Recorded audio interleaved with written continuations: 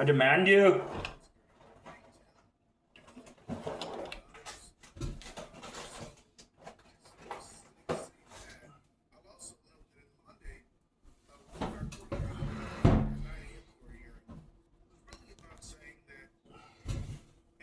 How old is this milk, babe?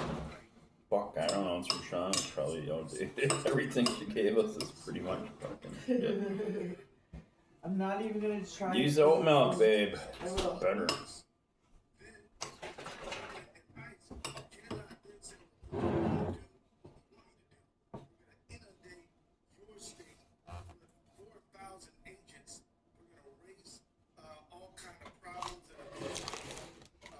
I put mine in the microwave for a little bit. Oh, that sounds good. Want me to put yours in the microwave? No, it's okay.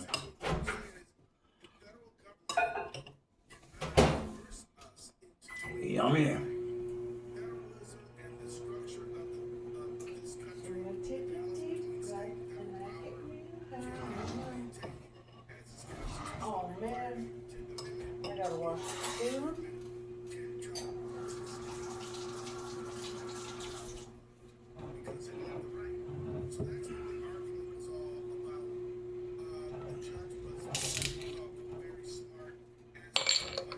Mickey's Fine Malt Liquor.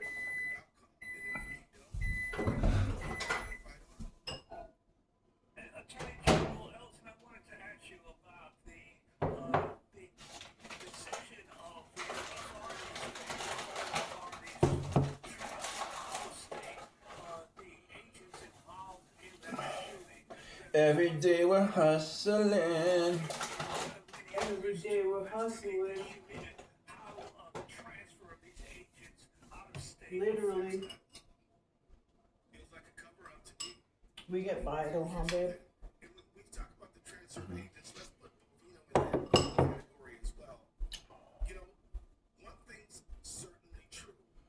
The state government has the right to criminally charge anyone, including a federal agent, who commits a crime in our state. That is not even in serious question. I know the vice president said otherwise. He's wrong. And he should correct the record because he's clearly wrong. But what the federal authorities seem to be doing in the 3 cases of shootings here in Minnesota is to say, yeah, we gotta know that you have the right to prosecute us. So what we're gonna do is frustrate your capability of prosecuting us by grabbing evidence, by spiriting people away out of the state, by allowing our agents to wear masks so they're never accountable. This is the sort of tactic that they're using. I think that they're implicitly acknowledging our right to prosecute crimes. But they're saying, well, yeah, if you can, because we're going to mess with the evidence and everything else. That appears to be what's going on. When it comes to Bovino, I think that the government is spectacularly hypocritical. They brought him here because he had a reputation for brutality and harsh tactics. They brought Bovino here because he was known to be mean and violent and hateful and would make his members act that way. Now that the people of Minnesota have protested and raised the roof on his brutal tactics, now they move him out of the way and say, oh, he's gone now. Well, you know, I guess Breakfast of champions. You know, good riddance to Bovino, but the federal government doesn't get any kudos for moving him. I also wanted to ask you about this letter that Attorney General U.S. Attorney General Pam Bondi sent to your governor Tim Walz over the weekend, demanding 3 policy changes in exchange for a rollback of the aggressive tactics. One of those was demanding the Minnesota voter rolls.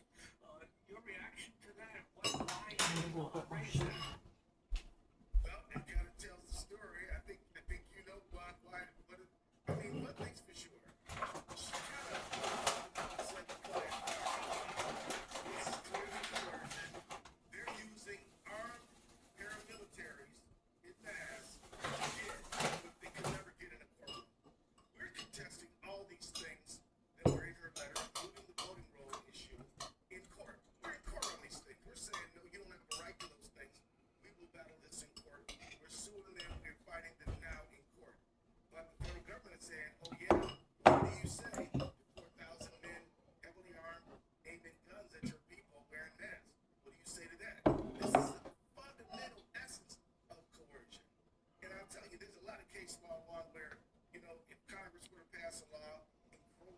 state authority, or if there was an executive order encroaching on state authority, courts would clearly say, oh, you can't do that. But what about a gun in your face? How could that possibly be okay if a congressional statute or an executive court order could not intrude upon state prerogatives? I mean, the very essence of coercive aid, a gun in the face, killing your citizens, shooting them, abusing them, beating them down, causing 50,000 Minnesotans and friends in the 9-degree below weather to protest to say, ICE out now. I mean, this is an outrageous situation. That's why I'm confident we're going to win in court. I'd like to get your response, Attorney General Ellison, to Tom Holman now being brought in. Reported in 2024 accepting a bag, a Kava bag, that's the store, with $50,000 in cash from a pair of undercover agents who were posing as business executives. In exchange for the money, Holman reportedly offered to help them secure future government contracts. A bribery probe was open, but Trump's Department of Justice just shut down that probe. I mean, I don't know what the legal theory is here. I mean, the federal government said they were investigating Minnesota residents for fraud. So they bring in someone who is, to say the least, under a cloud of fraud allegations. Is the idea it takes one to know one?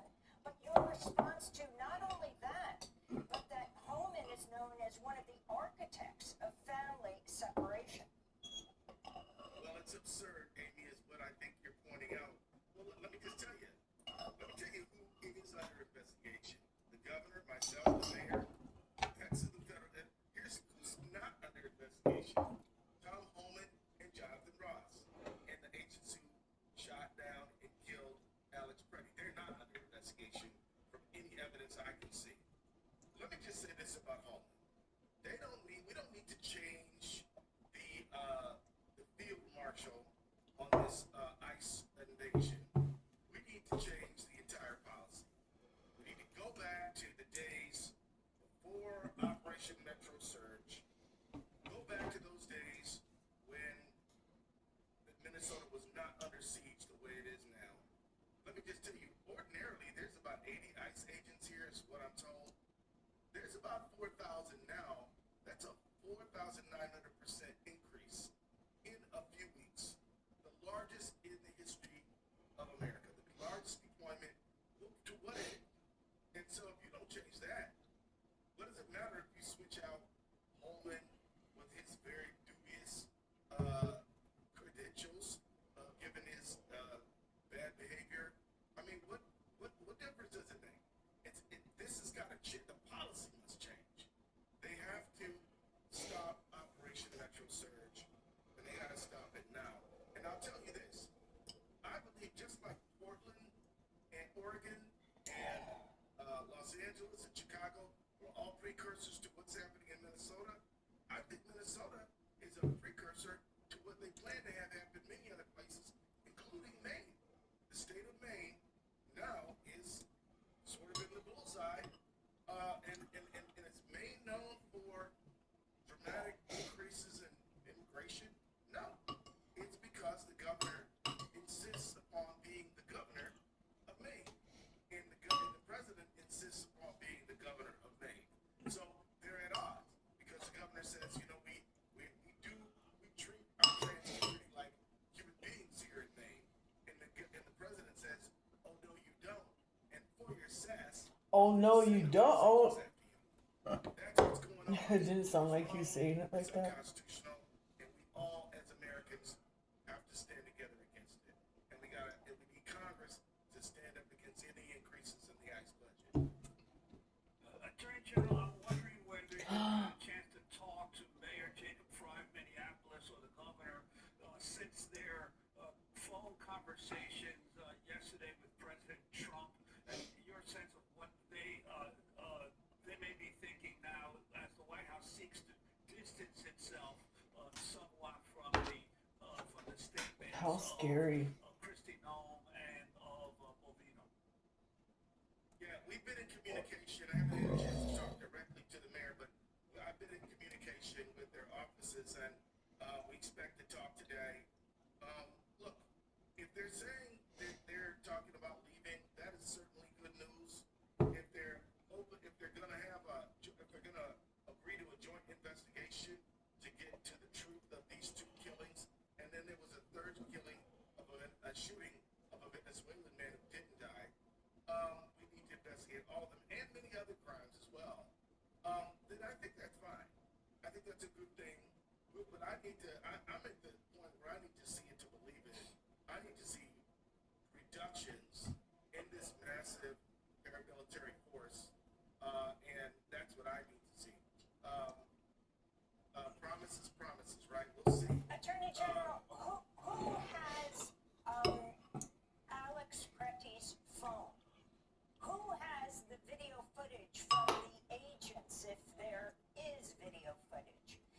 You're well known around the country because you took the case of the murder of George Floyd when Hennepin County wouldn't prosecute, and you ultimately had the police officers convicted. But right now the Trump administration is trying to stop Minnesota from also investigating. So who has his phone? Where does this all stand? Have you had access to the crime site? Well, yes. Minnesota investigators have had access to the crime site. I believe that immigration agents have that phone and all the other materials, which is why we brought a motion Saturday night to stop them from altering, tampering, or destroying evidence, and to preserve that evidence. That's why we brought that motion for a TRO last Saturday, and why we were in court yesterday. So that's what that's all about. It is my hope that the court does not believe the story of ICE. They changed that story based on what's convenient for them in the moment. I believe that if the court does not issue that order, that when we get to the point where we can charge this case, which I hope is very soon, that they're going to start saying, video? What video? I simply don't believe them. And if you were to, I think what you might want to do, and forgive me for offering suggestions on air like this, but you might want to get a police practices person, because what they will tell you is that there's very, very serious questions about the way the gun was handled, the way the video's been handled, the way the crime scene's been handled, and extreme unprofessional operation there. So, I mean, yes, we are very concerned about all these things, and I do need to say that Hennepin County played a very vital and important role in the prosecution of the people who murdered George Floyd, and I do thank them. I know you have to go, but I just wanted to bring in Georgetown law professor Stephen Vladeck, who co-authored a piece in the New York Times headlined, "This may be the only path to accountability for the Minneapolis shootings," and the essay writing, "The historical backdrop for a lack of federal accountability going all the way back to the founding has been state law, states prosecuting federal officers." Professor Vladeck, in this last minute that we have Minnesota Attorney General Keith Ellison on, can you summarize your argument and what you feel it would be critical for Minnesota to do right now? I think the Attorney General already knows all of this even better than I do, Amy. But the argument in a nutshell is just that there's no categorical bar to states using their courts, using their laws, whether it's for damages or for criminal prosecutions, as a means of holding federal officers accountable. There are obstacles, and I think Attorney General Ellison is deeply familiar with those obstacles, but the obstacles can be surmounted, especially in cases in which there's the kind of evidence you've just been talking about. And so I think one of the questions here is whether, even if these prosecutions might be uphill battles, they're better than nothing when the federal government clearly is unwilling to provide any accountability for its own officers. And Keith Ellison, Minnesota Attorney General, on this issue of states' rights, it seems that conservatives always talk about states' rights. But when it comes to, and maybe Attorney General Bondi really laid it out, except when it comes to voting rights and voting rolls, they're deeply concerned states are the obstacle to, for example, President Trump's obsession with saying that the elections are fraudulent, so he wants to control those voting rolls. Your response? Well, they were Second Amendment advocates right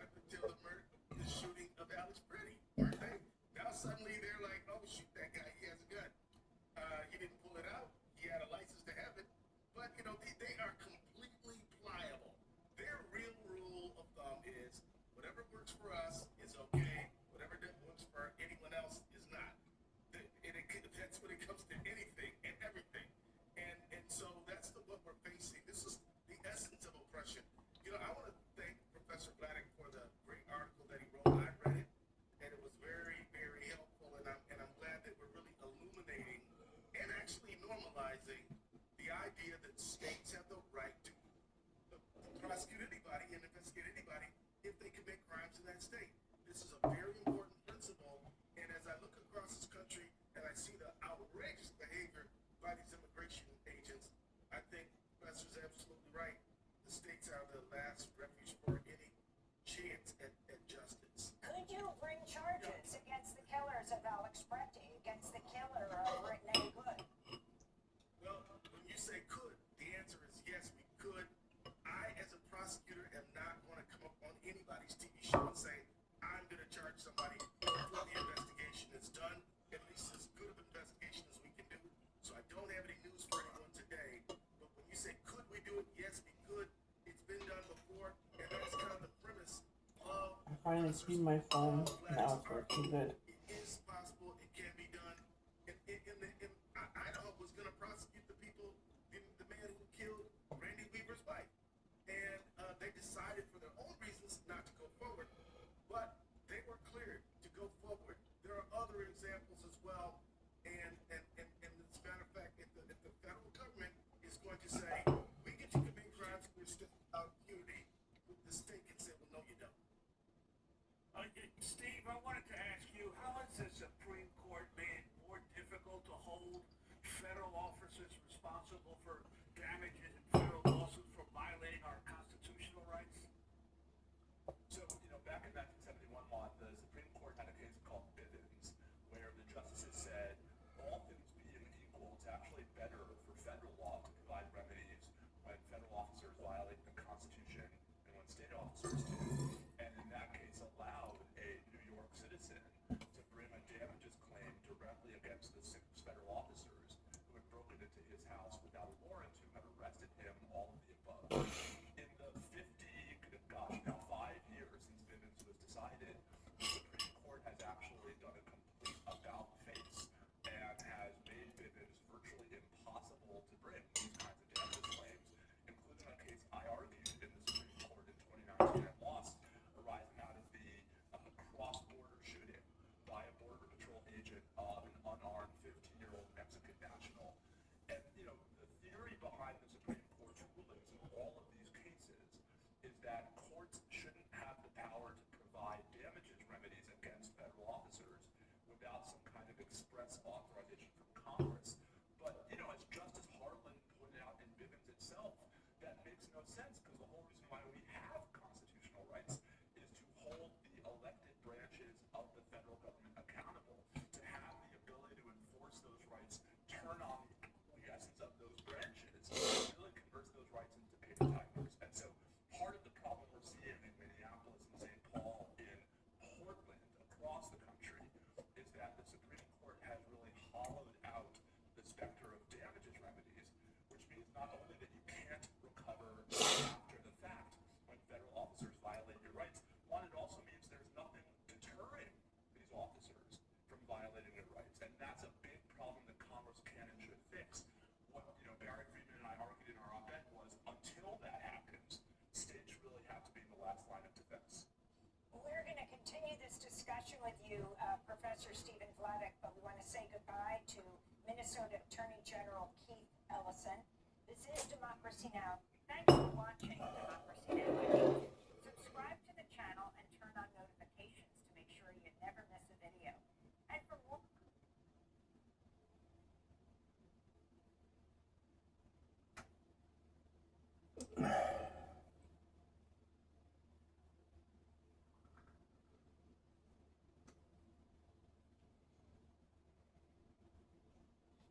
Welcome to Democracy Now!, democracynow.org, the War and Peace Report. I'm Amy Goodman.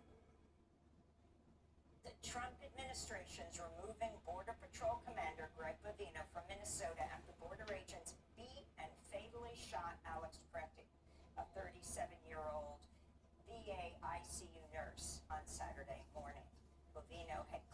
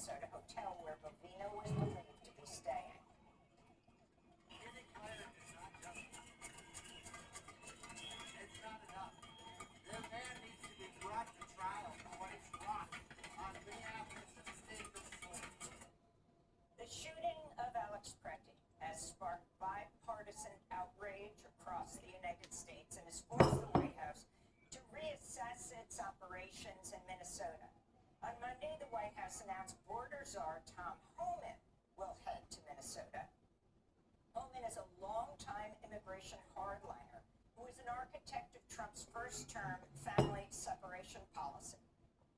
In September, House Democrats began investigating Homan amidst revelations he was recorded last year accepting a kava bag containing $50,000 in cash from a pair of undercover FBI agents posing as business executives. On Monday, President Trump held calls with Minnesota Governor Tim Walz and Minneapolis Mayor Jacob Frey. Trump said he and Walz, quote, seemed to be on a similar wavelength, unquote. Walz talked to Minnesota Public Radio after the phone call. First of all, I ask that we have a fair and independent investigation into the murder of both Renee Good and Alex, and that we have to be able to do that. And he said, we'll look at that. We'll take a look at that. And I said, we just have to reduce these numbers. We started out with that, and he pledged to, look, I'm going to send Tom Holman in. We'll do things differently. On Monday, Trump also held a 2-hour meeting at the White House with Homeland Security Secretary Kristi Noem, who called Alex Preti a domestic terrorist shortly after he was fatally shot. 140 Democratic lawmakers are calling for Noem to be impeached. In legal news, the Court of Appeals for the 8th Circuit has sided with the Trump administration and blocked a lower court order that would have prevented officers from arresting, detaining, pepper spraying, or retaliating against protesters in Minneapolis without probable cause. In a separate legal case, Minnesota Attorney General Keith Ellison was in court Monday morning seeking to halt the immigration crackdown known as Operation Metro Surge. The judge did not issue a decision Monday. We'll speak to the Attorney General after headlines. This all comes as protests continue in Minnesota over the Trump administration's immigration crackdown. Students at the University of Minnesota walked out of classes Monday. Really angry. I'm angry and I'm sad like all of the time. I'm a university student. I can't focus in my classes. I have a lot of friends who are really scared to go outside right now. You know, regardless of their situation.